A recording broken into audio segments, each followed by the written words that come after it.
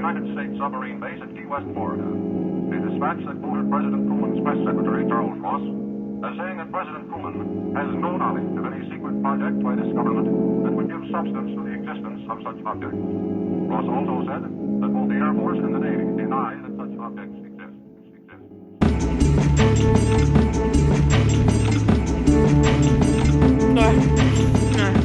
Well, I'll intro Noelle. Noelle started out this recording just guzzling down a wet amount of pickle flavored pumpkin seeds, which normally, yes, I agree, it sounds delicious, but the fluid that she has held in her mouth while she just opened her throat like a duck and just gulped them down while simultaneously crackling the packaging into the microphone directly. While I am disturbed. Well, to some people that's seeds in my mouth. Hey, what's up? I'll intro Chelsea. Yeah. I'm just a bitter bitch who's upset that I don't have pickle flavored pumpkin seeds to be nominated on. You're not wrong. Okay.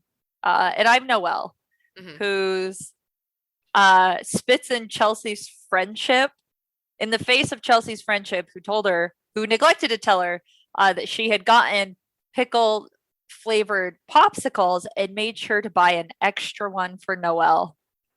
Did you really? I did, yeah. Wow. I made sure they were vegan, and then you do that to me. So there you go. Could you imagine what they put inside of a pickle flavored popsicle that wouldn't make it vegan? Like, it's what just, the fuck? Yeah. Like, oh my God, just reading the ingredients. Pickle juice.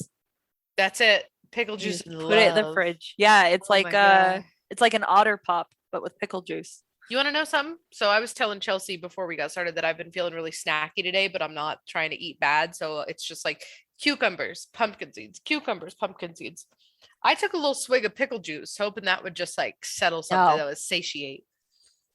That is Pandora's box of snacking. Yeah, all my body wanted at that point was like, get a pizza with pickles on it. And I was like, you're right. Gross food combinations. If I guzzle down much in the similar way you do, pickle juice, I crave chocolate so hard after because I want like the opposite of sour, which I feel like is sweet, but I want it to be like a very specific sweet. So and then I eat like a chocolate covered pretzel or what have you. And then I'm like, fuck, I need to balance it out with more pickle juice. And then I just spiral out of control. Yeah. Until I gain like 50 pounds. I get it. I'm right there with you. So we did get our panel stuff. And I will say off the bat, kind of disappointed with the lack of comic book anything. So for those of you who don't know, panelists at FanX are asked to submit panel ideas. And most of these I'm going to assume are from before COVID because there were ones that I submitted before COVID where it was just like a very distant fever dream. I was like, was that my fucking panel? Yeah. I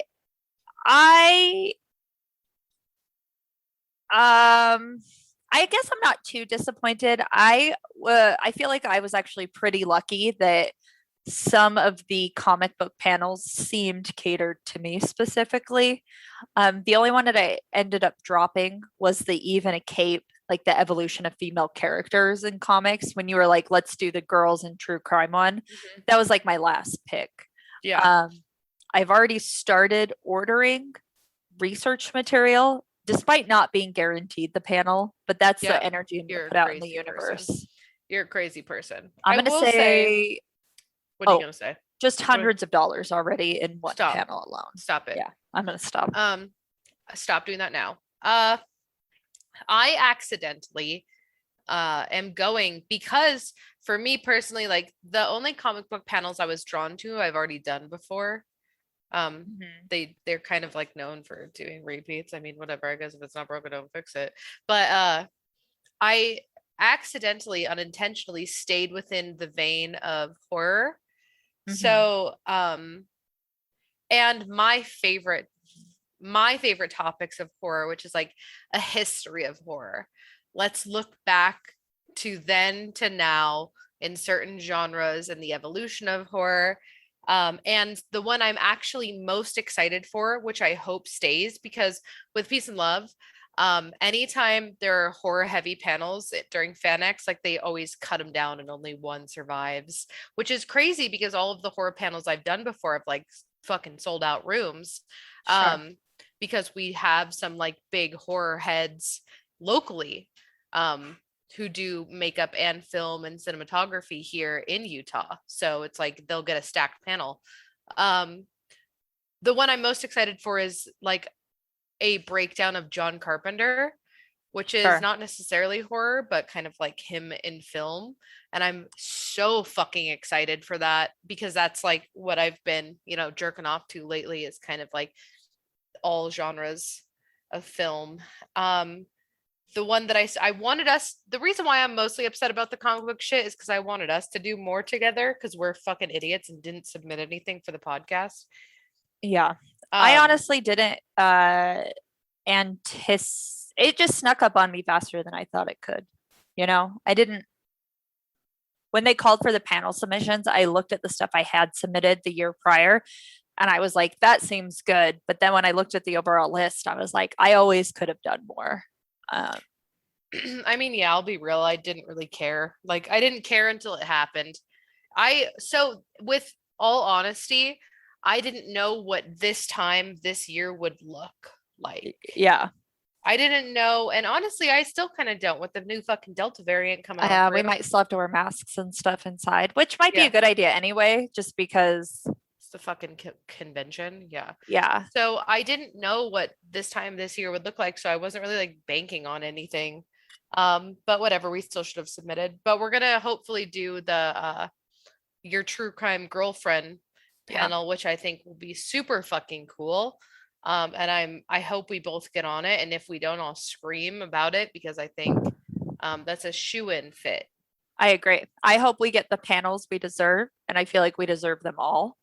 I am specifically hoping for the 80 Years of Robin panel. What was hard for me is there were supernatural panels. I saw that.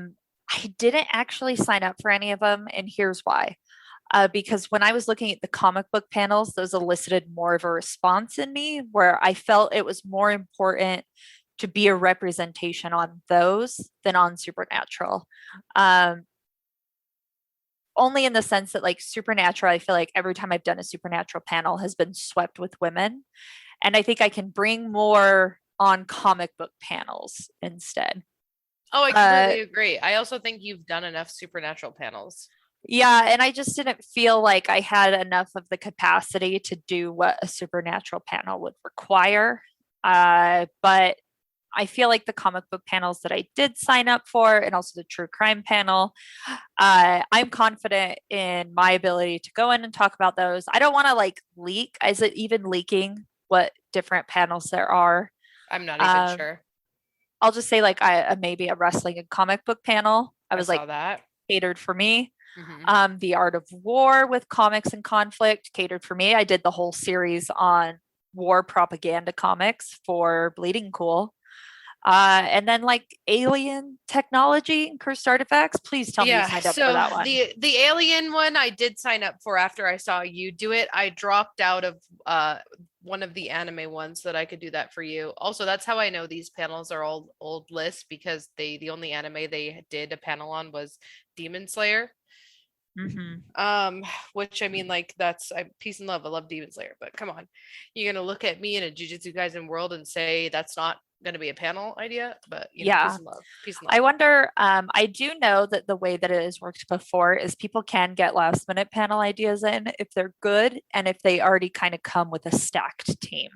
So I think that there's a few that we could definitely throw out, especially if we did like a podcast panel, because we have the Nerd Dome guys that we can tag in. Yeah. We have potentially the Geek Show, a few ins with them. So we'll see. I'm honestly really excited. I care way too much about FanX. I try really hard to, I don't know. Like I have a day job, but I treat FanX like it's my actual career where I put in more hours on researching FanX panels than I actually do caring about my actual 9 to 5. I feel that. So we'll see. Speaking of 9 to 5s, let's talk about how I almost got you in trouble at work.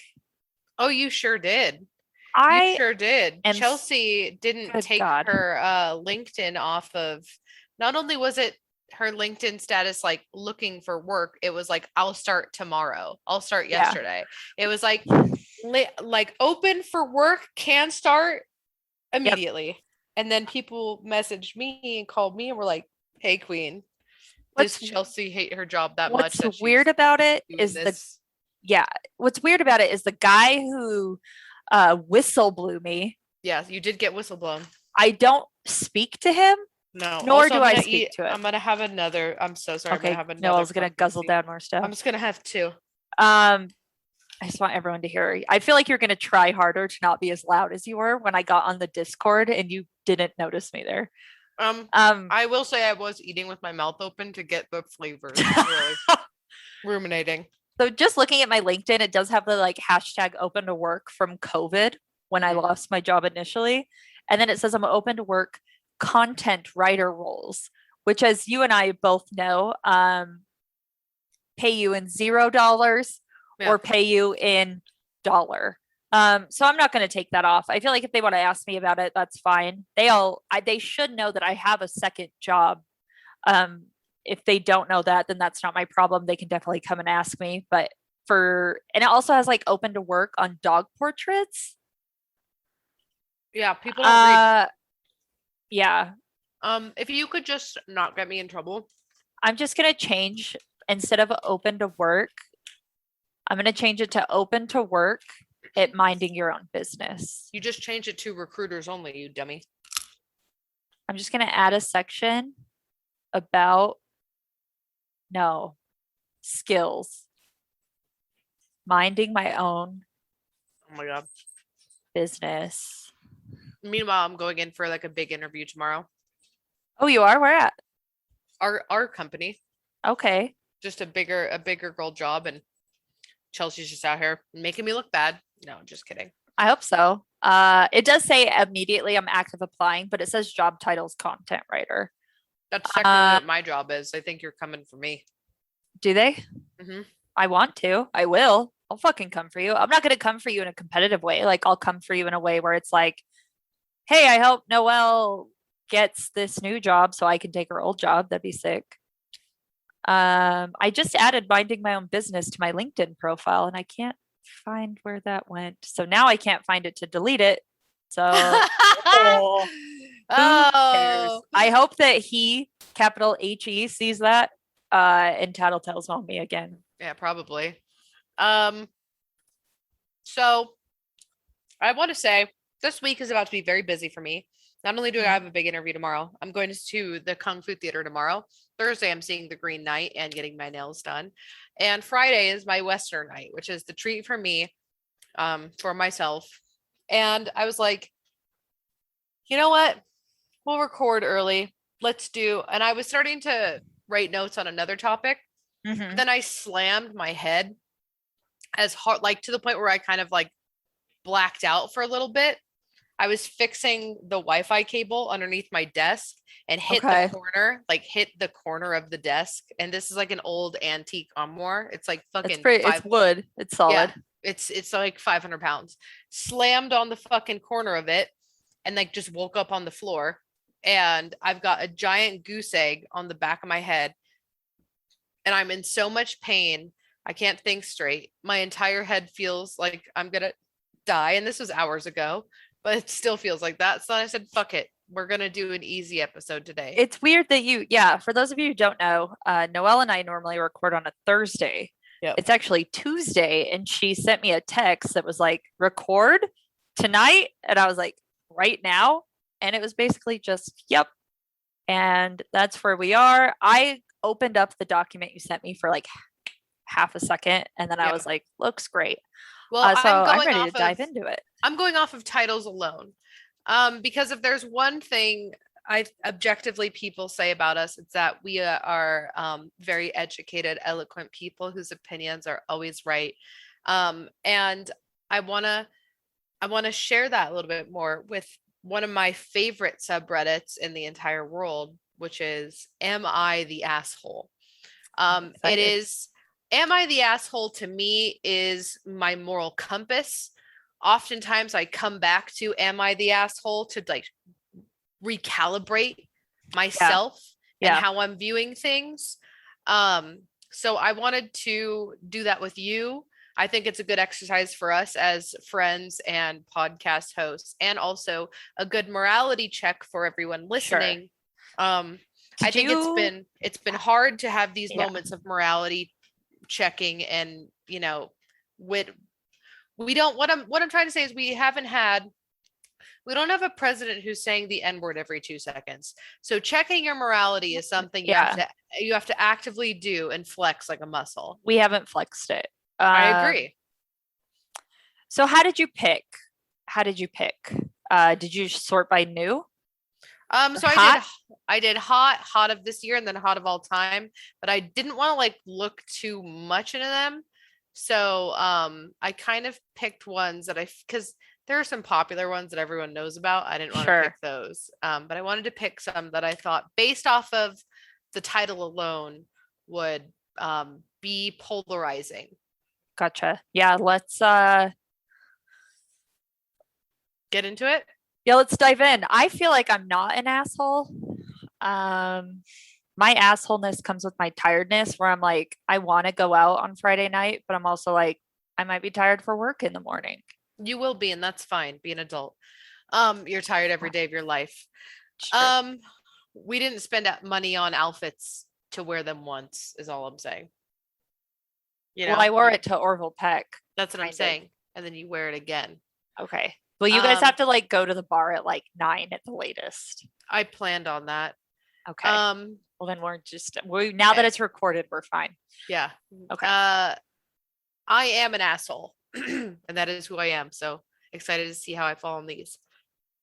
The title of this one is, Am I the Asshole for Pointing at the Kitchen when Mother-in-law asked, Where is our dinner? Anytime I see a mother-in-law one, I know it's going to be a good time. You're right.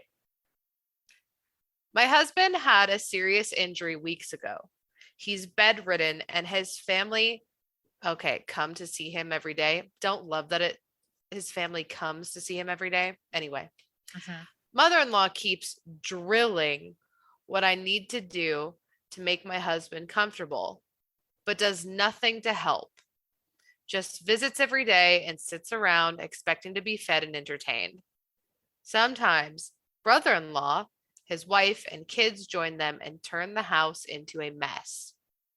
Yesterday, mother-in-law, her husband, and son came again. They checked on my husband, then went to sit in the living room for hours. I served them coffee and croissants. Just one. This says just coffee and croissant. Well, I'm saying croissants. Okay. Imagine like the pettiness if you bring one coffee out, but like three straws, and then a croissant and like 3 forks. I kind of probably would. That'd be a power move, I think. Hours later, my husband threw up again, second time. I had to take care of changing his clothes and cleaning the sheets to avoid infections. Oh, he's like fucked up. Yeah, he's fucked up. Yeah. I was exhausted. I came downstairs and mother-in-law looked at me and asked, Where's our dinner? So there's more to the story. And Peter the vomit. I physically right here, I would have hit it. I would have hit my breaking point. Anyway. Is this one of the Am I the Assholes where somebody posts and they're clearly not the asshole? Or are we going to get into more juice here? Well, I do. So when at the bottom of it, I haven't read any of these. I will. If I put on my stupid, dumb cunt brain, I can see like the mother-in-law being there. How can I say this? You know how sometimes older generation people feel like they demand and deserve respect by just existing? I feel like that's this. And I think that as we have evolved from smooth brain fucking rock people, we have all come to an agreement and understanding as intellectuals that you aren't innately born with respect or given respect. You have to earn it. Sure. And I feel like this is that type of mother. This is that type of mother who is like, just because I exist in this space, I am older than you. I am the child bearer of that person. You have to respect me, and respect comes in the form of like, you do not talk down to me. You get me what I need. You get me what I want. Like, you hold the door for me. If you're making a snack, you make me a snack. Like, I think that is the vibe I immediately get. That's also just the vibe that kind of comes with people who come into your home and act like it's their own. Like, I feel like that's entitlement. And I don't want to like use this too often, but it's very Karen energy, right? It's very like mother-in-law energy. Well, if you're calling someone your mother-in-law and not by like, oh, you know, like my mom or by their name, like if you're calling them your mother-in-law, there's already beef there. You can tell there's animosity. Like, if you are a quote unquote mother-in-law, this is the energy you are. Like, you know what I mean? Like, you're crying because the family has decided to go to the other relative's house for the Christmas and not yours because you get drunk by 3 p.m. and scream at everyone. So no one wants to deal with you. It's like, if anything, a Karen is just a mother-in-law in training. So I do get those vibes. Yeah, I'm getting like the mother-in-law vibes where she just wants to sling her dick around everywhere, make everyone look at it. So came downstairs, looked at me, where's our dinner? I was shocked that after seeing me go up and downstairs many times and cleaning and bringing new sheets and running the washing machine, that she'd expect me to prepare dinner. I'd already eaten a sandwich at 6 and yogurt. I have problems with my stomach and stress, and pregnancy made it worse. I'm she's 4 months fucking and she's pregnant. All right. That changes a lot of things because that changes a lot. Your pregnant daughter-in-law is taking care of your son, who is so sick that he's puking and can't get an infection. Like, did he get like burned to death or something? Like, holy fuck, man. Oh my God. And she's pregnant. God. Oh my God. What is 4 months? Like, 4 months? Well, I mean, 9 months is due. So that's like almost halfway. You're looking big. Oh my God. And she's talking about like having problems with eating. Like, she's probably in like a food, what is that called? Like, you know, this morning sickness type shit. She's like barely entering her second trimester. And like, oh my God. What typical symptoms of a second trimester? My sister, when she was pregnant, had fucking awful symptoms the entire time. Like, nothing went away. Not the morning sickness, the vomiting, nothing. This is a pregnant woman is cleaning and moving and handling a grown ass man while his mother is like Jabba the motherfucking Hutt in the goddamn kitchen, just like, go fuck yourself. You're like a fucking sand person, just like, go fuck yourself. Oh my God.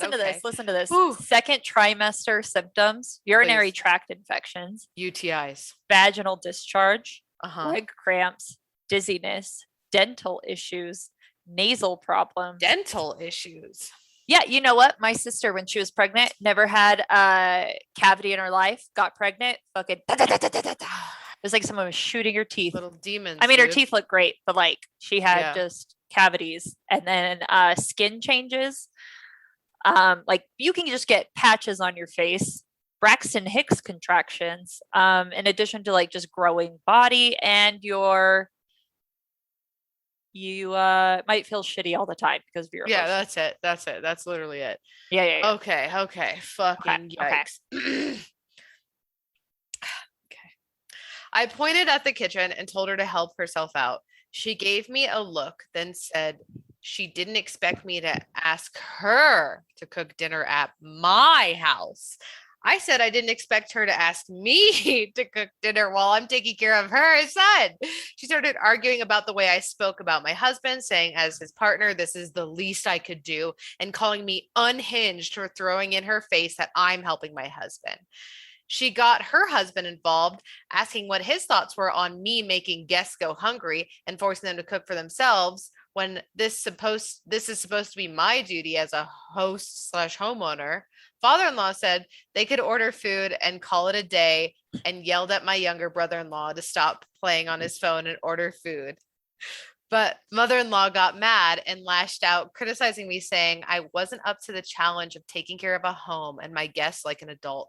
I lost it on her and told them to leave since she kept yelling, disturbing my husband's sleep. She left after saying she felt sorry for her son and grandbaby with this aggressive wife and mother like me. What was she expecting coming over? Like, was she expecting to come over and hang out?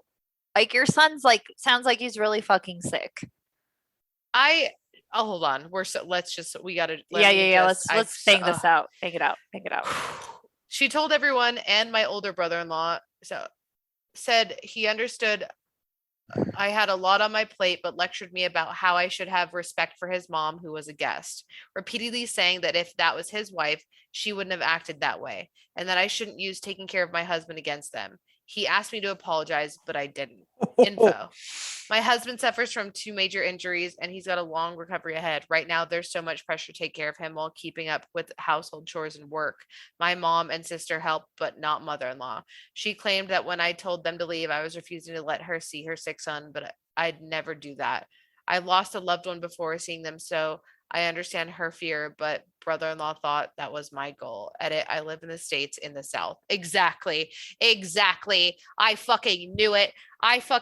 From the jump. This is that big, fat, country mayonnaise spoon licking ass bitch energy, dog. That is what this is. It doesn't matter. It doesn't matter that homegirl is fucking pregnant with swollen feet, puking, manhandling a grown man who's vomiting and like dying upstairs. No. See, I'm about to say something controversial. Say it.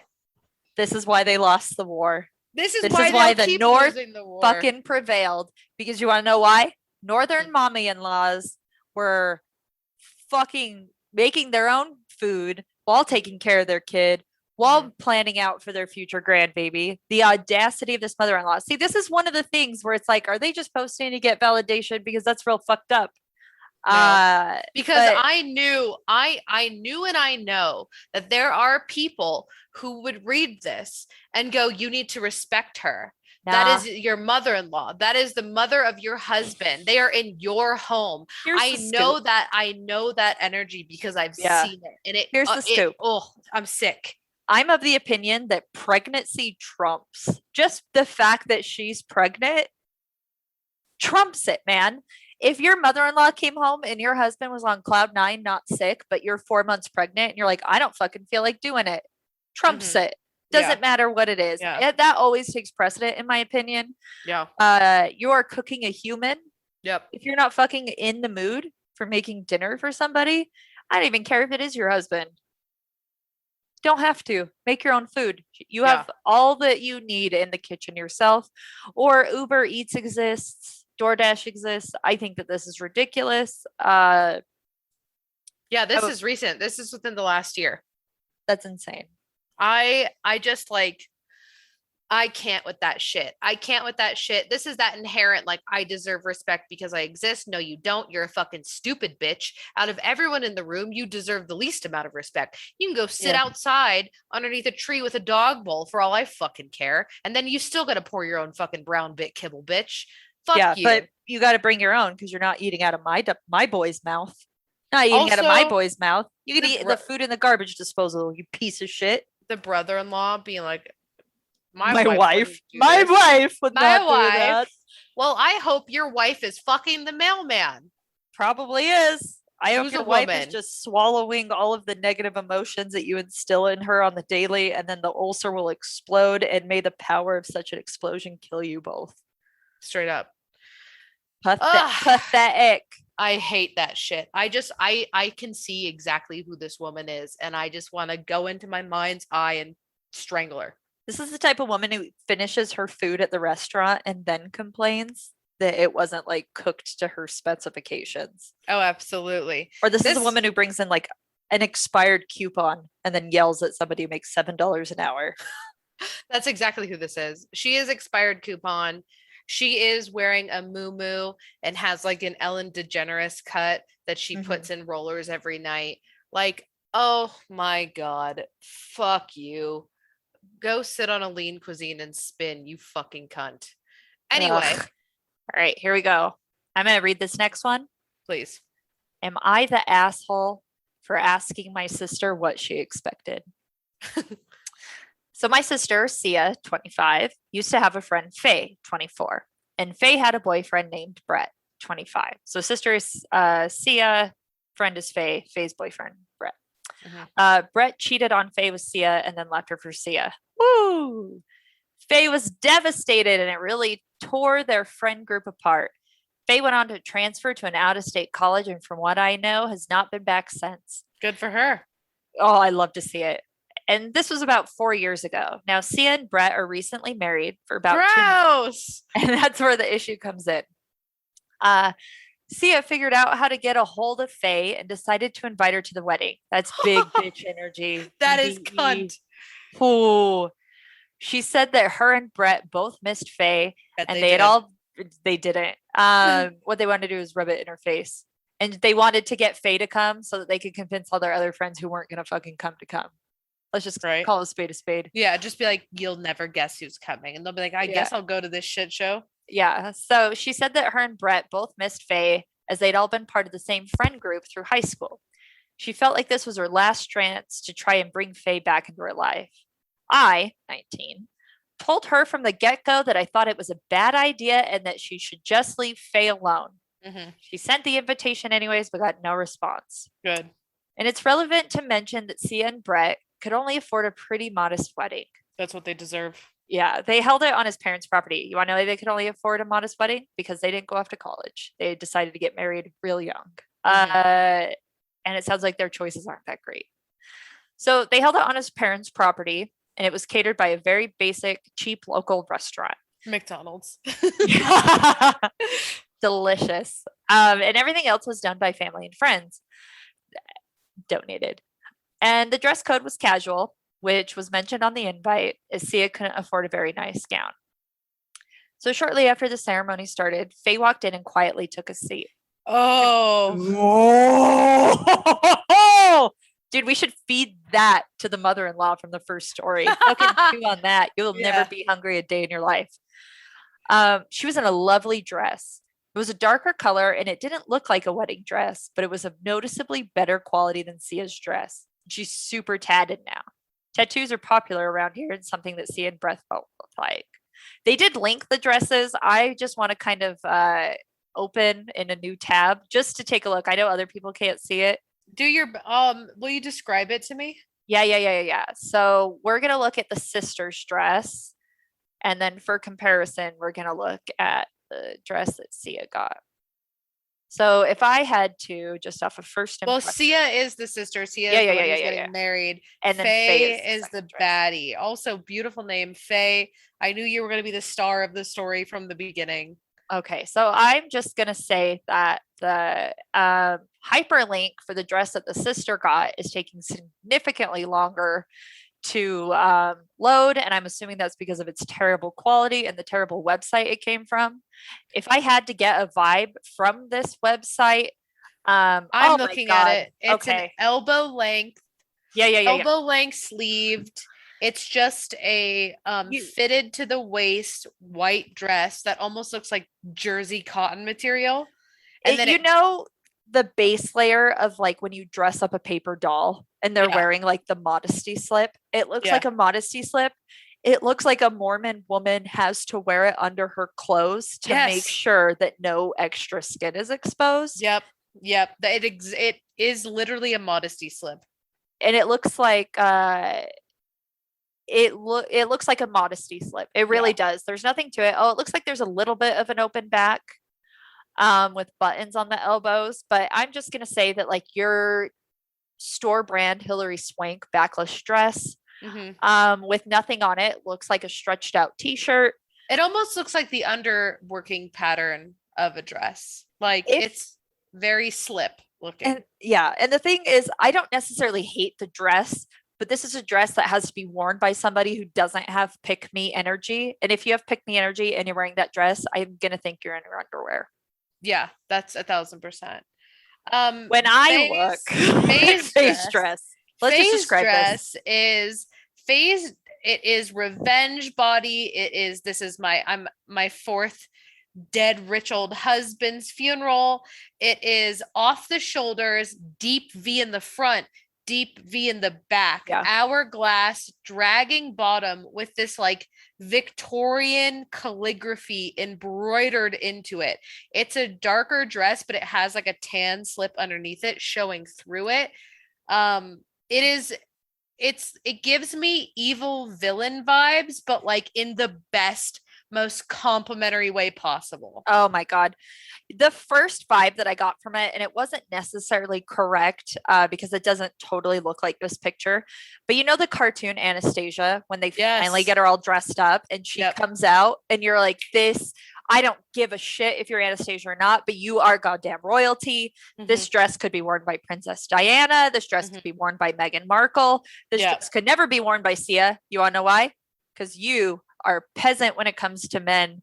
How dare you? But this is a dress that a queen would wear. It's a dress that any iconic woman that you can think of in your mind. I am definitely getting iconic woman vibes from this. I am saying if Princess Diana was still alive today, RIP to a real one, this would be the revenge dress 2.0. Absolutely. Just incredible. It's fucking old Hollywood classic. It is that deep V off the shoulders in the front and in the back Come on. Serving back cleavage essentially.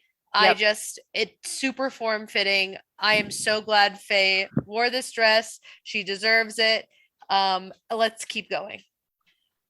I just keep looking. That other dress literally looks like underwear. And I'm not even going to shit on basic dresses because my mom's wedding dress was my favorite wedding dress I've ever seen. And she bought it at JCPenney off the clearance rack. There is a difference between classic and fucking underwear. This was not a classic dress. It's a basic dress. Yeah. That's 100%. So after the ceremony, Faye stayed for about a half an hour talking to the other guests and then left. I guess Sia tried to say hi to her and she straight up snubbed her. And it created quite a stir. How good she looked was a hot topic rather than the comments were positive, or people were saying it was trashy. She showed up like that, showed up after invited. Yeah. I say. And quite a few of Sia and Brett's friends, newer friends, found out the circumstances of their coming together and through cheating. I know. So Sia was pretty tore up about it in the first place, but once she went through the picture, she was heartbroken. Faye made it into a few, and because she was dressed so much nicer than everyone else, she really stood out. There's a picture of Sia and Brett where they look really nice together, but Faye is in the background. Sia says it would be her favorite picture. She has brought Faye up every time I've seen her since. And Sia came over for a visit this weekend and started talking about Faye again. What a bitch she was. Why couldn't she just not come? Who needs to ruin someone's wedding? It got to me, so I asked her, what did you expect? You slept with her boyfriend before he decided to leave her for you. You haven't spoken in years, and out of nowhere, you send her a wedding invite. Who could pass up that opportunity for petty revenge? Yeah. And edited to add. This might be a pointless edit, but I don't think Sia's goal was to rub anything in Faye's face. From what I understood, Sia just never talked to Faye again after everything went down. And I think this was a weird, convoluted attempt for Sia to ease some guilt. I think she thought that Faye just wouldn't respond, so she would be able to feel like she extended an olive branch and was ignored, and therefore having done everything she could. It made Sia cry, and she ended up leaving shortly after. Good. Love to see it. You love to see it. And I'm going to speak for Faye because I could tell by the way that she not only showed up, and she could have been a fucking real petty bitch. She could have thrown some drinks. She could have made a speech. She could have worn white. Yeah. Instead, she shows up in what I would say is a classy, like high top tier shelf alcohol dress. And it's How not was over she the supposed top. to know that they were doing some boondocks ass wedding? How was she supposed to Sure. know that they were on a $5 budget with a Chick-fil-A menu? How the fuck was she supposed to know? She showed up. She showed up. And so what? She looked better than everyone. That's what Not you her get. fault. Not That my is what you fault. get, right? And for Um, Faye, I know I am so thankful for her that the moment that any motherfucker named Brett is a bitch ass. We have Brett Michaels. Come on, no one good is named oh my Brett. God, it was probably Brett Michaels. I've never met a Brett who's been a good dude. Never met a Actually, single. one time my chain fell off when I was 6, and the next door neighbor's boyfriend was named Brett, and he put the chain back on my training wheel bike. Wow. So, Brett, I assume One it Brett. wasn't him, but that was literally the And only Brett. I bet they go by other names, like Brenton. Brenton. I just like, Faye had to get up and leave. She transferred to a different fucking school, got her shit together, got hot, stayed humble, came out here looking like a fucking snack. Man, hell yeah. A million hell yes for Faye. Bad bitch from the jump. I love to see it. I'm honestly trying to coulda- Google how much this dress costs because I don't think this is like $1,000 dress. I think this is like maybe prom dress Yeah. cost. Yeah. Um, I'm just saying, Faye could have thrown, glasses of wine on people's white dresses, and she chose to just show up, look hot, and leave. Yeah. Show up to the wedding that you invited her for. That's something that we didn't talk too much on. The audacity. And I get the sister defending, like in the bottom paragraph, being like, I think that this was just a convoluted attempt for my sister to then ease you're some stupid. guilt. You're No. stupid. Just send her a DM on Instagram and a $5 Venmo for a Starbucks and say, if you're ever in town, I'd love to catch up. I feel so And bad for after everything. 4 years, you Yeah. do that shit from the jump. You Yep. say, I fucked up. I ruined our friendship. I know you're going away to college right now, but if you ever come back and want to meet up, I would appreciate it. I wish you the fucking best. And Yeah. that's the attempt of reaching out. I would also peace and love. If you're the side hoe that turns into a relationship and then you go and decide to get married to that person, Dumb. I'm sorry. The friendship is over. Put it to rest, baby. Put it to fucking rest. Dig a hole 6 feet in the ground, put it in it, put the dirt on top of it. You don't get rights to that bitch anymore. That bitch she does not deserve you. She deserves better than you. Yeah. You don't even think of her name. Bury your goddamn self too, because what kind of idiot gets with somebody who leaves a proper committed for them and then is dumb enough to get wifed up? How you get them is how you lose them. She's going to be in the exact same position as Faye, except for Amen. She didn't go off to college. She didn't do anything in the meantime to actually better herself. She didn't learn a trade. It sounds like she just slummed it with this guy for 4 years, wasn't able to save up the money for the wedding that she obviously wanted, and then gets her feelings hurt when Faye surpassed her. You're just looking at the kind of dress she wore, and you're just looking at what she looks like, and you're offended by that. If you're offended by what somebody looks like and you're like, oh, they're better than me, that's just like you projecting your insecurities onto someone else.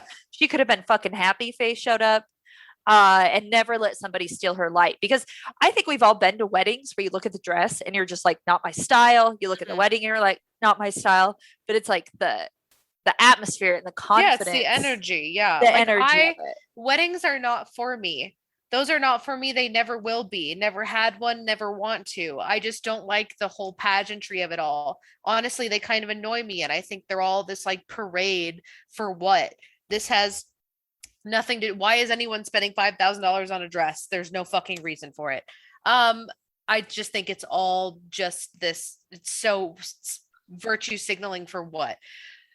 But I will go to weddings and support weddings because the way that the bride takes on the role, I can look at it and appreciate it for the pageantry and energy if they bring that. If they turn it into exactly. If they turn it into a fashion show, they turn it into a theater, it's an event for them. It's essentially cosplay. Then I can get behind it. You know what I mean? Then I'm like, yeah, we'll do the dance, we'll sing the songs, we'll play along. Absolutely. Because I've been to weddings where I'm like, I know the shit that goes on with the bride and the groom. And then you go to the wedding and it's like not that fun.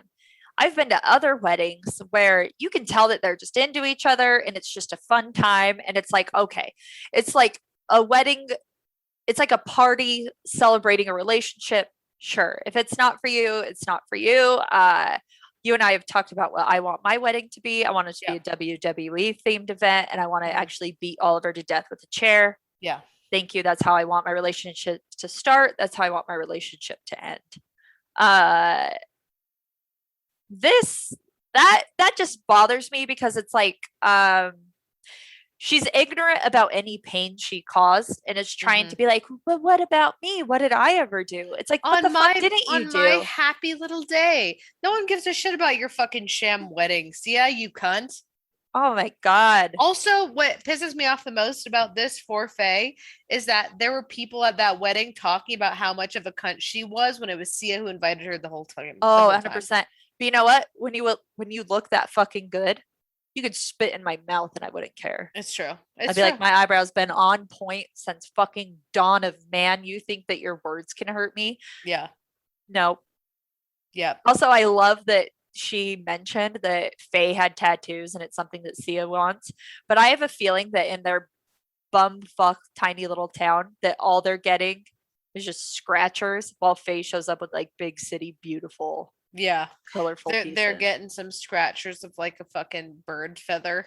They're going to get like 2 doves with 2 wedding rings in the middle and then a banner with like their wedding date. Mm-hmm. But the letters are going to like run out at the end of the banner and they're going to have to like smush it in. Yeah, like a sign. Well, we love to see it. Okay. Am I the asshole for punishing my son after he said something racist? I will say that my brain did read this as punching, and I wish that was it. Just real quick question, and feel free to not answer. Did your parents ever hit you, Noelle? My mom slapped me once, and I ran away about it. She handed me my sister Zoe, who was a baby. I was like 10, and Zoe had just been born, and she asked me to hold her. And Zoe, I think, puked up. You know how babies just puke all the time? Just spittle. Yeah. Mm-hmm. And I dropped her like a sack of potatoes. I went, and then I went, and she dropped and fell. She didn't fall too hard. Like we were sitting on a couch, I think. She just like hit a little bit. My mom ping ponged on the way down. Anyway, she's in a cult now. So that's great. I mean, you know, my mom slaps me across the face, open-handed, the most bitch slap ever too. Didn't even hurt me. But I looked at her and my eyes just went like full demon and I said, your eyes just went black. I went, you're gonna regret this. And I just take off, dude. I just take off. And when I ran away, I ran, baby. You know how some people like they would run away, but they would just like go outside and then come back later? That was my energy. I would run away to under the kitchen table. Yeah, no, I was running away. Like I was going blocks and streets. I was jumping fences. Terminator sprinting into the night. Straight up. Jumping fences, taking turns so they couldn't find me. I like hiding in a bush. Like for hours. For hours. Drama queen. Yeah. Oh my God. I was gone for hours. My parents had like they were in separate cars patrolling the neighborhood for me. My mom's just crying and I'm just like in a bush like 7 blocks away like oh man. I'd never been hit. And she did regret it. She did regret it. At the moment they got me back inside. Like it had gotten to the point where my aunt was called in. Like the reinforcements are coming in to get me. The nice, cool aunt, whoever knows. Like, oh my God. So then I stroll back in with my arms folded and my mom's just hysterical and she's just like, I'm so sorry. And then no one cared that I dropped the baby. You're like, I'll make you regret it. You did. Yeah, I like looked her dead in the eyes. I'll never forget it. And I sprinted. I was like, what is she gonna do? Drop her baby again and come after me? No, I'm gone, baby. She ain't gonna run after she just had a baby. Yeah. I don't want to say that my parents hit me, but like there was. You can say. Well, it's not like this is a safe space. The level of like my parents quote unquote hitting me is like not even teetery. I don't know, just in my perception. I'm sure like they're hitting me when I was little was nothing. So like, for example, my dad used to flick us in the forehead if we were bad at the dinner table. So if I would like get up and reach for something instead of asking for it to be passed to me, he'd like flick me and be like, manners. Very dad thing to do. When I was little, it felt like I was being shot in the face, and I would just fall back and go limp on the ground with my eyes wide open. And I saw him flick my grown ass adult sister the other day, and it was like, I was like, was that the ferocity with which you flicked my forehead when I was little? And he goes, yeah, I'm not trying to hurt you. I'm just trying to get your attention. And I would just remember, just like I'd been hit by lightning, just full on. But like the child's brain, like how you think of it. Oh man, one time I threw a fit in a Hostess store because I wanted those pink snowball things, but my mom was like, you don't like coconut, get something that you like. And I lost it, and my mom gave me a swat and put me in the car, and I just remember laying in the car wondering how long it would take me to die from my mom's limp wrist. The worst beatings I ever got were from my sisters. The knockdown dragouts, and my parents were very like, shut up. It was just killing each other downstairs. Yeah, that's the realness of it. My parents never did anything to me. It was me fighting my cousins, like in a full-blown fist fight. It's like you lick your thumb and then you like brush it across your nose and square up. Yeah. Oh, I went after my cousin with the same like self-defense technique that you would use against like a rapist. I put my hands on both of her shoulders and took my knee back and just knee to crotch, just whack. And she dropped like a sack of potatoes, and I grabbed her by the back of her hair. The hair has always been my move, not in like a pull it, but in like a Jersey grab type of way where I grabbed her hair, wrap it around my fist, and then pulled her in closer to me. And I put my legs around her and was just beating the shit out of her. Yeah, those were the ones. Nothing could hurt me more than the fights I was getting into with like my cousins. No, I swear my sisters were out to kill me sometimes.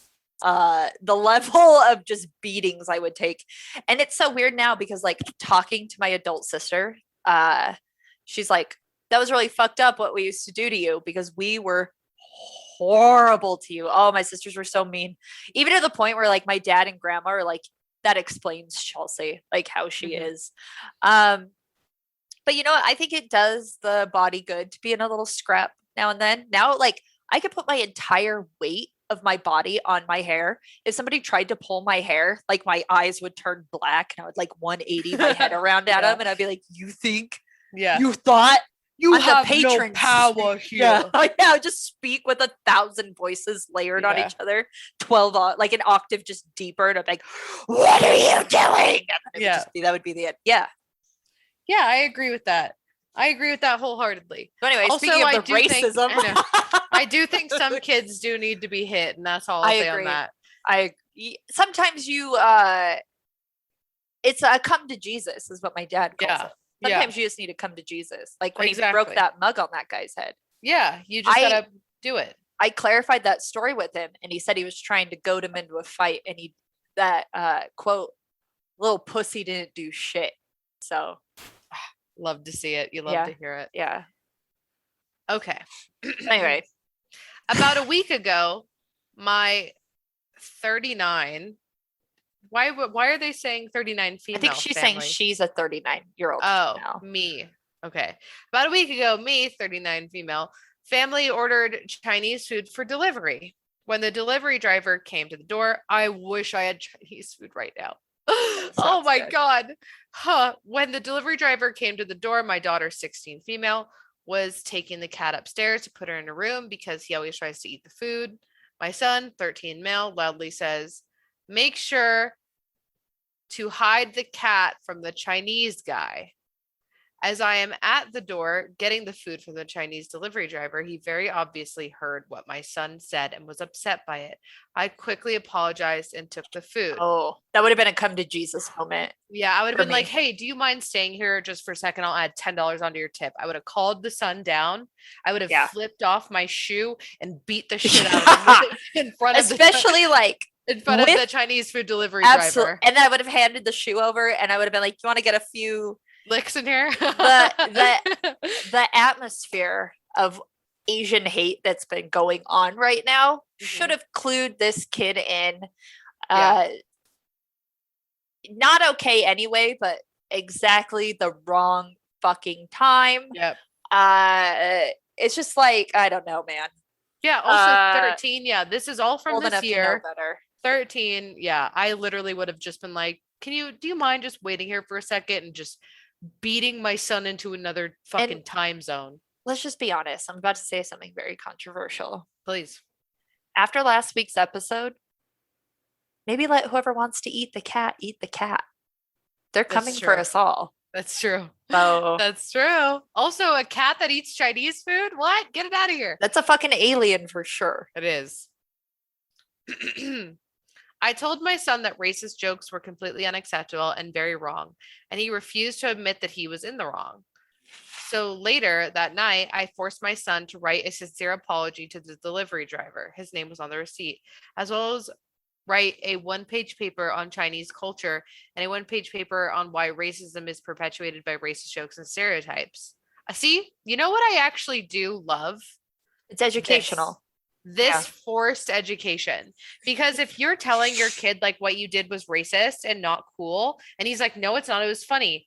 There, you have to break that somehow. And if she's not gonna break his fucking ass cheeks to bleed Oh, in front 100%. of that dude, then this is how you do it. You make them do homework and research. Also, I got punished way harsher for way less.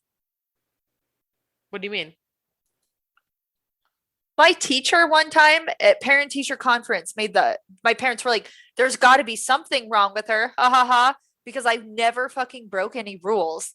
And the teacher was like, well, if I had to pick something wrong with her, sometimes her penmanship is sloppy when she rushes. And I remember my dad turning completely to look at me like he was like World War III when we're home, motherfucker. And we get in the car and he arranges the rear view mirror so he's looking at me and not the road. And I'm just staring back at him and he's fucking looking at me the whole way home, because how dare I have the audacity to waste my teacher's time by being such a fucking selfish schleb to use messy handwriting when she has other people's papers to grade. I think every day for a month I had to come home and practice my penmanship. If I had any sloppy writing, my parents would look at it. It could be at the very end and they'd be like, start over. And I'd be like, it's in pencil. And they'd be like, start over. Dude, punished for way less. Like, that's true, oh my dude. God. That's true, dude. So I had a similar handwriting issue, but with cursive. And I'll never forget having to do a lowercase cursive S on like 6 pages front to back until I got it. Like I just had to sit at the dinner table and not stop it until I got it correctly. Because like we had to sign our names on at the end of our homework in cursive, and my last name has a lowercase s in it, and I could never do it, so I would just do a regular s. And I was literally just you don't get to eat dinner and get up and go watch TV or go outside until you have perfected that cursive S. And it wasn't even so much the perfection that my parents, it was more like teaching me a lesson that like you can't fucking cut corners. Yeah, don't waste people's time. Yeah, and it was very much like you start this paper, and just because you're sick of it, you don't just start writing sloppy like a fucking piece of shit. You will end up in prison. That was like very much it. So it was like the emotional and psychological damage. I don't even want to say damage because my handwriting is golden even to this day. So I love it. I love the forced education, man. Yeah. Also, like forcing education, like, okay, you don't know why it is, and you're gonna learn. Yeah. And you're gonna learn. And you're gonna learn fucking today. Absolutely. I agree 100% with what's happened so far. Then the next day, I also shout out to this form of parenting where rather than have like a debate, you force their hand and show them. Like this is essentially like you need to learn, so we're gonna go see. Yeah. If you really think it's that fucking funny, look him in his eyes. Like, look into his soul and see the hurt you caused and tell him it's funny to his face. Like, I dare Right. you. Yeah. Then the next day, I took him to the restaurant and had him read his apology aloud to the delivery driver, as well as give him the papers he wrote. The driver was very appreciative of the apology and thanked me for making my son do it. He then told my son about multiple instances where he had faced racist comments and attacks from people while he was a delivery driver. See, that's what you need. Yeah.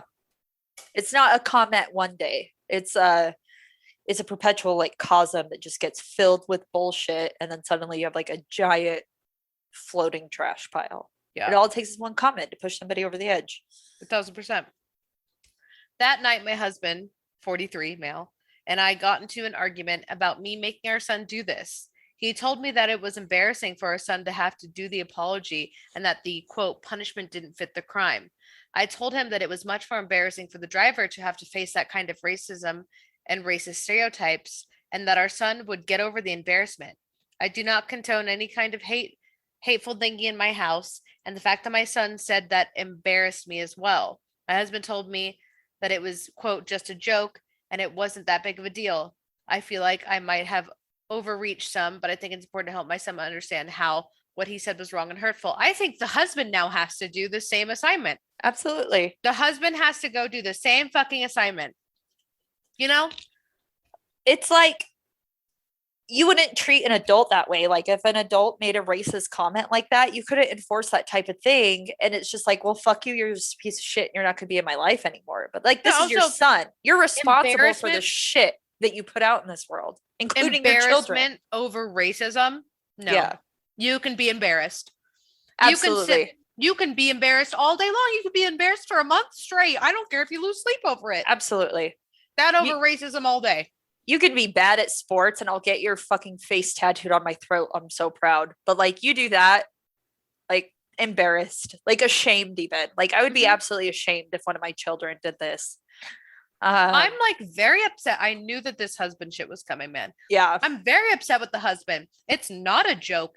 Absolutely. He has to apology at the most, at the least apology. Also, this speaks to the whole, like, you know, boys being boys, the like, don't make him apologize for something that deserves and needs and requires an apology because they'll be embarrassed. I'm just kidding, bro. No. Also, what all this I'm getting dad a is divorce. doing, Just kidding. all this dad is doing is facilitating the fact that his son can be as shitty as he wants and just dismiss it under the umbrella of it being a joke, so that his bullshit parenting has no real impact. Yeah. Like, it's not my fault I'm a shitty parent because my son was just kidding. Mm-hmm. No, I think that these types of things, like you swing fucking hard and you swing true. I think writing the papers and then apologizing to his face was just perfect. Exactly what was needed. Perfect. That honestly, mother of the year, dude. I agree. Yeah. Mother and of the year.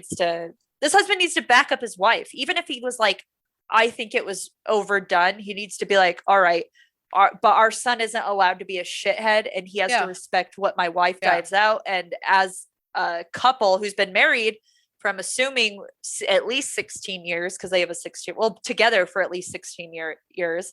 Now you got to back up your partner in that point. That's 1,000% it. That's 1,000% it. You co-sign.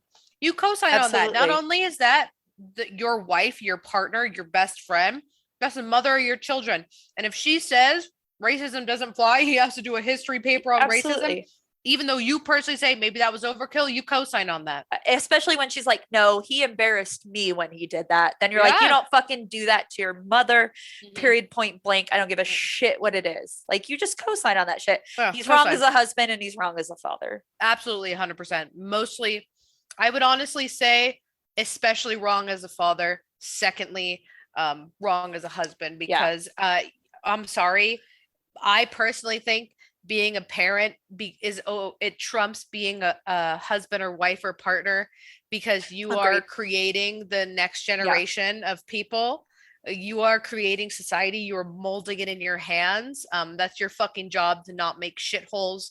And in this example, thank God for your wife, because you're creating absolutely, especially because like now, if that like this is like he's becoming a man at 13, so you're creating a boy who either hears something shitty and thinks it's funny or hears something shitty and shuts it down.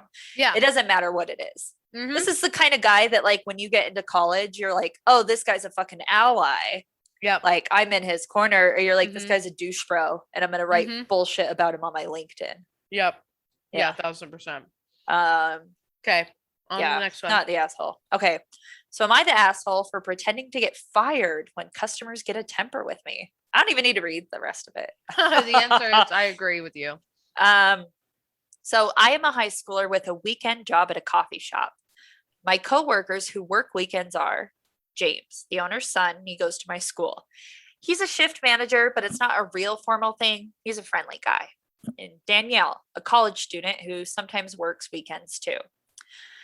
So sometimes customers will come in and just be angry about such little stuff, like literally blow up about nothing. And I don't know if they're in a bad mood already and looking for someone to take it out on or what, but it's a lot. Like, how sad does your life have to be as a grown-ass man taking your anger out on high school and college kids? So James and I were joking and having a little fun with them and hopefully getting them off our backs. So one day I was at work and some guy was having a temper about how we don't make the coffee hot enough, which I couldn't do a thing about because I gave it to him right out of the machine.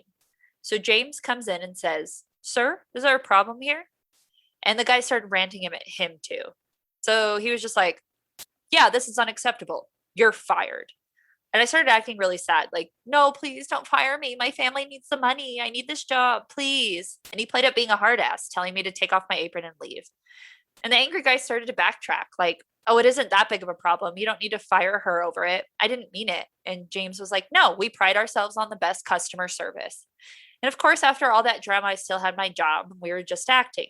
And we've done it a couple of times. Whenever a customer will lose their temper at Danielle or I, James will storm in and fire us. And almost every time, the person who had come in angry will apologize and say that they didn't mean it. It's kind of satisfying, making people realize their actions might actually have consequences. Anyway, I was telling my friends from school about this, and a few of them thought it was a mean prank to let someone going away thinking they'd gotten someone who desperately needs the money fired. Am I the asshole for this joke? Absolutely I don't not. think so. Absolutely not. This is the shit I love. This is the shit I eat up breakfast, lunch, and dinner. Serve it to me every day. I'll eat it with a smile on my fucking face like a pig in shit, dude. This is the shit that we need, dude. This and if you see it happening, call it out too. We need to like rally around these poor college and high school workers. I will always defend a service worker. Always. Always, always, always. The customer is most of the time wrong. I will always be in your fucking corner if I see it. If you see it, say something. Don't allow this shit to happen because this is it. In the same hand that I like half-heartedly joke about how we need to bring bullying back, this is the type of bullying we need. Yeah. Bully people. Well, I should more say this. This isn't necessarily like a prank or bullying. This is consequences to actions. Absolutely. Don't get it fucking twisted. Don't get it fucking twisted. This is the shit that like people never get to hear or see or feel. They just get to spew out all their fucking hatred in real life over the phone, on the internet. Give them the consequences. The person who likes to yell at service workers is the mother-in-law from the first story, where they come home and they're like, the coffee workers tried to fuck with me. And it's like, I put them in their place.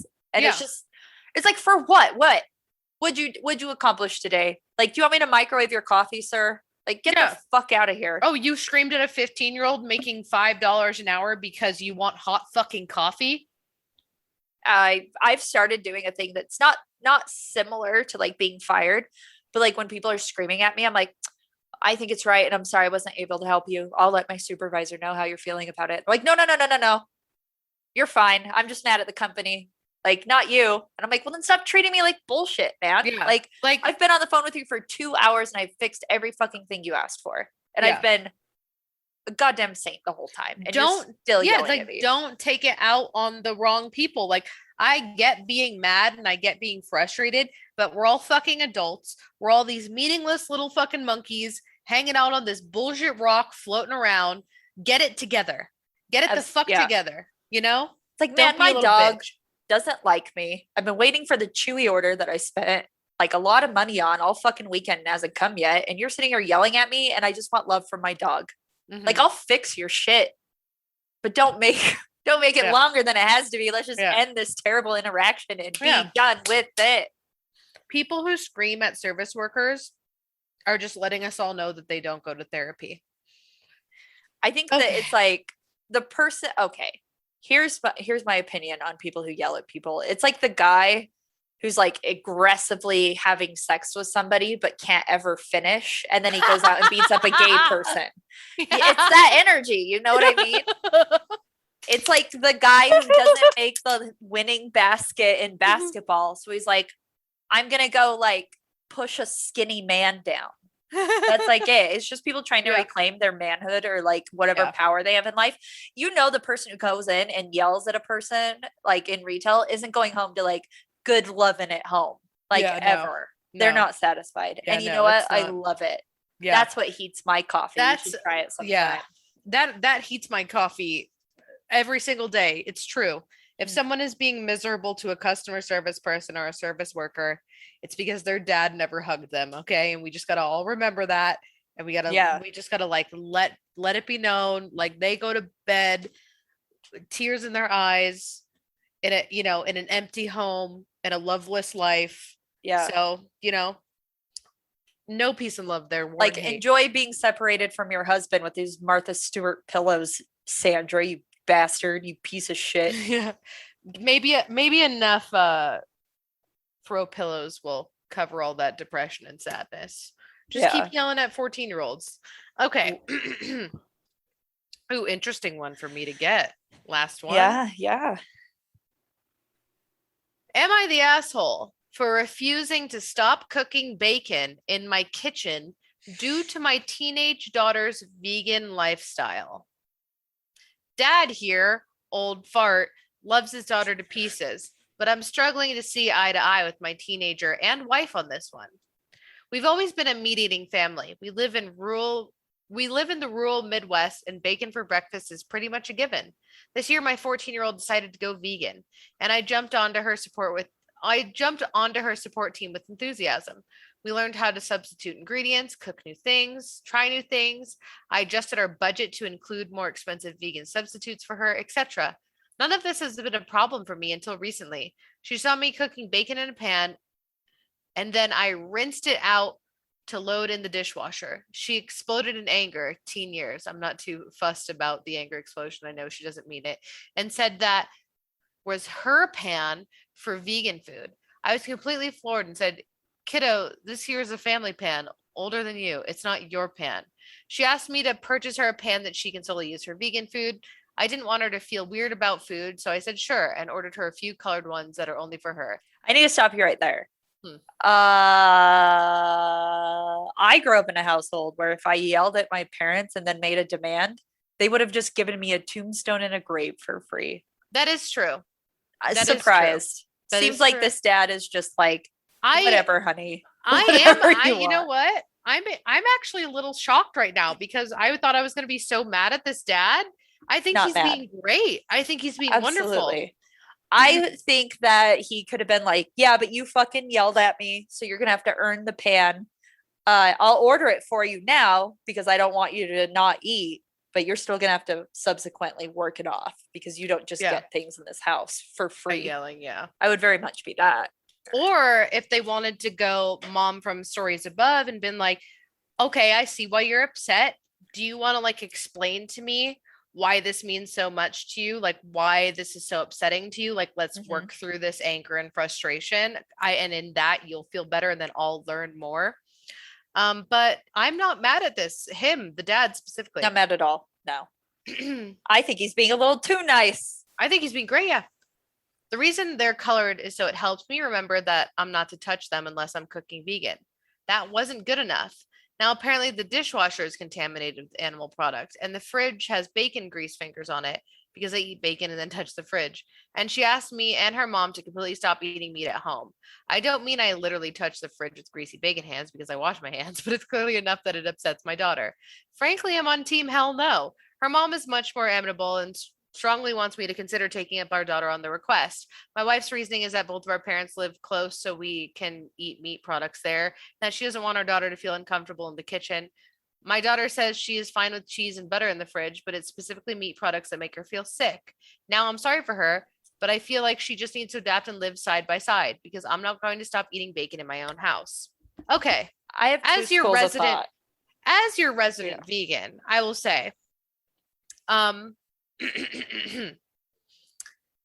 if you're going to sit here and say that the dishwasher is a contaminated space, then baby, you are not eating out a single day in your life unless it's a fully vegan restaurant, which I'm assuming living in the rural Midwest, you don't have. I don't even have one in Ogden. You can sit down. You can sit down and understand, cope, and comprehend that the dishwasher is made for sanitizing, cleaning, and washing, and that it's fine. That is a neutral area. If there is just raw, open bacon in the fucking fridge, all out, and blood in the little, you know how like sometimes you get the meat, the raw meat in the packages, the white packages, and the blood will be around. I can see how that bothers. But then you say, okay, then you say, let's do, how about, there's so many, obviously your dad's here to meet you halfway, more than halfway. I'd say 75%. You say, you know what, Dad, you're right. I just like, I see the blood in the thing and it makes me sick. Can we do like a mini fridge in my room? Yeah. You know what I mean? Or like, can you put the bacon in like a paper bag or tin foil so I don't see it? Put it in tin foil, put it in a drawer. Like we'll do, this is where my like tofu and shit is up top. And then all your stuff is even at the bottom. That is a reach for me. But yeah, I think that's all reasonable. She's being absurd. She is being absurd. I have two thoughts. Being very absurd. One is she's just fucking pendulum, like as a teenager, where she's going like a little too over the top, a little too ham. Maybe she heard someone who is a strong influence on her who has like a similar view, and that's why she's going so hard. I got really strong OCD vibes here when she was saying that the dishwasher was contaminated. And let me tell you why. Please. I went through a period that was like very difficult for me where I had an OCD issue with tinfoil. And I don't have that anymore because this was like a real bad thing. But it was like if my mom touched tinfoil and then touched the package that my food was in, I wouldn't fucking eat it. And it was like a very OCD thing. And like if food, like I couldn't fucking do the tinfoil thing. And that's like almost the level that she's at with the animal product. Like if tinfoil was in the fridge on the same shelf, I just couldn't fucking eat it. And it got to the point where my dad was like, I will murder you in your sleep. Like, cause it was like tinfoil would like cause me such gross outness of the kitchen that I just wasn't fucking eating because there would be tinfoil in the drawer. That's the only reason why I got kind of OCD with her. But if she has no other OCD tendencies, well, the fact that she's feeling physically ill about it does make me lean that like this is something, because like for me, and I think kind of you even in an aspect, people always go, how could you be vegan for so long? How could you be vegetarian for so long before you were vegan? Like, don't you miss meat? Whatever. Yeah. I have basically forced myself to have, you know, this is not maybe a PC thing to say, but I've like forced myself to have PTSD about it. Yeah. If I ever 10 years ago, if I started to like think about, like I would smell bacon and like kind of start salivating in the mouth. And then I would immediately just like replay in my head slaughterhouse footage. Yeah. And I did that for literally everything ever. With eggs, I would think about like chickens in like those crates getting stepped on, or being put through like the conveyor belts. So with milk, I would think about like these cute cows who are being like, their little calves are being ripped away and they're being hoisted up in these machines because they're so, you know what I mean? Like I would basically force myself for like Pavlov's dog. Anytime I would think about cravings that were animal product related, I would immediately insert into my mind's eye violent, horrific slaughterhouse footage. And I will tell you, it works because I am actually repulsed and grossed out and like made sick by the thought even of animal products. I'm not like a baby about it. Like I've dated people who, you know, aren't vegan, aren't vegetarian, but we always ended up eating more vegan just because it was easier. Yeah. But like, I'm not a baby. Like a package of bacon is in the refrigerator next to my shit, as long as like blood's not showing or anything. Right. But I can see that like, if I was 16 And like in that same thought process, I could also kind of see like freaking out about it. But I also in the same, it's tough to say because you've got this dad who is like, I'm learning how to cook for her, bought her own pans. Like he's being almost so supportive. Like he's educating himself, you know? Yeah, he's really going above and beyond like what my parents would do, because I was raised. Yeah, I'm almost 30. I haven't been eating meat for almost all of my life. And my dad is still like, what do you want, a breakfast sandwich?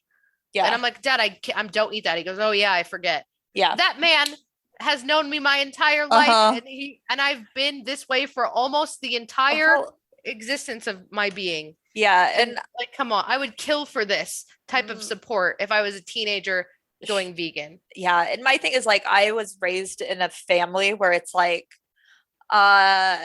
you don't make the requests, like, or you don't make the demands here. Like, yeah, we'll make sure you're comfortable and not like hurting your feelings. So my mom would be like, okay, Chelsea, we don't cook with tinfoil. She would make me a separate plate.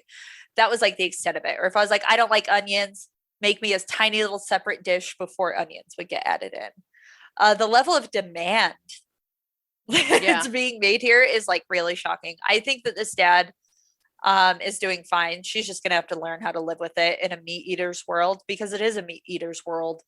There's slowly more options for people who don't eat meat. This dad's doing great. You know, I would also like, I could see maybe like getting on my mom about like going fully vegan. Like she's vegetarian, but like going fully vegan, I think I could like get on that. I know that there's no budging with my dad because that's just who he is. I mean, maybe the W I would get in the house would be like getting them to cut down on the amount of meat that they eat. I think that maybe should be where she puts her energy and effort into, and not even for an animal rights thing, but a health conscious thing, you know, be like, Dad, I love you. You can't eat bacon every day. Or like just your like carbon footprint, like getting that down, you know? Yeah.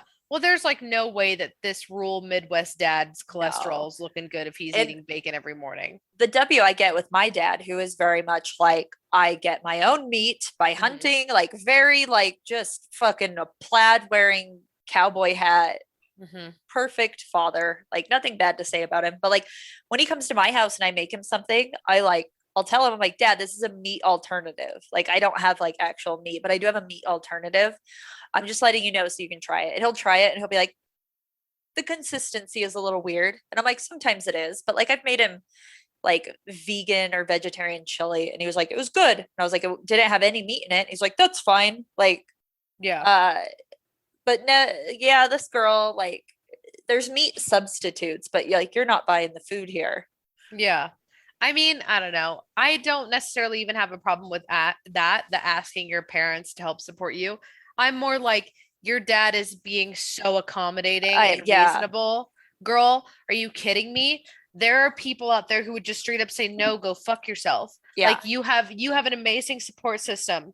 Like, and just meet him halfway. He's met you, you know, so much of the way already. Especially buying like different pans. Like that was never an option for me, like having different pans, you know what I mean? It was like, prepare one and then wash it, prepare the other. Like that's kind of the extent of it. Yeah, literally. That's same. So, and I haven't even been like, I wouldn't even say I've been vegetarian that long. I might be going on 2 years. And my vegetarianism, like I used to eat meat like a motherfucker. And then like some weird emotional trauma of my sister dying caused me to like not be able to eat meat without horrific nightmares. So now I just avoid it, like Pavlov's dog. I can't explain it. I do crave meat sometimes, but I don't even want to chance the waking nightmares that it causes. Welcome to my life, dude. That's how I did it. That's how I've done it for so long. I've been on this train when there was no Impossible Burgers, when it was just tofu and Boca Burgers from fucking Walmart. Okay. And it's going to a restaurant and they're like, yeah, we have vegetarian options. And it's just like a bowl of broccoli and water. And you're like, thanks, man. Like I'll eat it. Yeah. And I'll poop tomorrow. So thank you. But these are not options here. Yep. No, I'm so anyway, I just think, you know, who's the asshole in the story? Still the mother-in-law. Oh yeah. That mother-in-law, no joke, worst one out of the bunch. Yeah. It goes Most- mother-in-law, and then it goes father of the son who said the The racist racist comment. son, yeah. Yep. And then to the sister who fucked her friend's boyfriend. Yeah, she's definitely third, I would say. Yeah. For me. Because the son, he's still an ignorant boy. The son his parents are potentially trying. learned. Yeah. The son potentially learned. So he is an asshole, but he was punished and now he's educated. And I We'll think give the him son the benefit of learned. the doubt. I think that the husband is an irredeemable piece of shit in that story. So I think, Heroes. yeah. Heroes is the guy who pretends to get fired, and then the dad Absolutely. who cooks, who got vegan. Yeah, pan for honestly, his the daughter. heroes in order, I would say number 1, Faye. Yeah. Yep. Number 2, guy who pretends to get fired. Yep. And number 3 is dad, and he only gets third hero because I think he should have pushed back on his daughter a little bit. Yeah, I agree. You know, It should have been like, who pays the bills? Like, it should have been one of those, like, a little bit Well, more strict. I hate those comments because no child asked to be brought into this world, and your existence is the burden of someone else for 18 years minimum. So I don't agree with that. But I the would have said, attitude. I would have said, check your attitude, baby. Yeah. Check your attitude. I want to support you. I want to. I love you. I think your passion is great. Check the fucking attitude at the door. Yeah. You catch more with honey than vinegar. If she Yep. would have come in, can you imagine this? This is how I even think the vibes of the dad are. If she would have come in with a PowerPoint presentation and said, Yep. can I cook family dinner and then show you guys this thing I made? And the presentation is like, why environmentally, like sustainably, health wise, and animal rights wise, we should move, not even say fully, but say we as a family should move towards a vegan lifestyle. If I was that dad and catching his vibes, I would have been like, you're right. You would have caught me. Take that Yeah. attitude, put it into something. Yeah. Harness your passion for good, for sure. Or even just be Yeah. like, dude, I cannot with the fucking meat. Can we get like a meat fridge so there's no Yeah. cross contamination? Like, I wish I wasn't this way, but I am grossed out by it. I can't. Yeah, a fucking control dad what I'm and a grossed meat out fridge by. in the garage. Come on, that's Yeah, his dream. like- Just like be reasonable. Yeah, if it's expensive, then I'll fucking help work it off. Like, I Yeah. will do chores, man. I'll And if mow she's the passionate lawn. about it, she'll do the chores. Yeah, no, I agree. I agree. Well, there you go. There it is. Am I the asshole? Very few I- assholes. Very few. Very few here. I mean, there were assholes in these stories, though. Let's never forget that. Yeah. We didn't get to say our outros last week because we all learned something about Chelsea, Didn't which learn she doesn't anything. what she doesn't want us to talk about. I'm gonna say hail friendship and Noelle for being in my corner and never doing anything to sabotage my mental health or my emotional well-being. Hail that. Hail, you know what?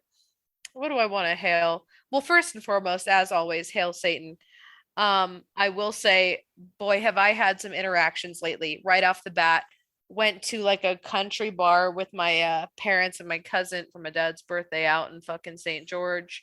And a little boy came up to me and goes, Are you a witch? And I said, Absolutely. yeah, is it that noticeable? And he immediately went silent. And I was like, oh, you didn't like that answer? And his mom thought that was hilarious. Second to that, went paddleboarding over the weekend with our friend Taylor and her fiance Matt. And he says to me, you know what everyone always asks me whenever like you and Taylor post? They go, well, who's that devil worshiping girl Taylor's friends with? And I would like to say hail to all of them. Hail to all of them. Yeah. You have no idea how much it fills me with all this immense joy when you say I'm a witch who worships the devil. I truly Yeah. appreciate it. So many hails to that. That is good hails. energy. Hails. Yeah. Absolutely. That is good energy. Okay. So, see you on the oh, flippity I'm flop. responsible for ending this Yeah, you have to joyride. end it. You All freaking- right.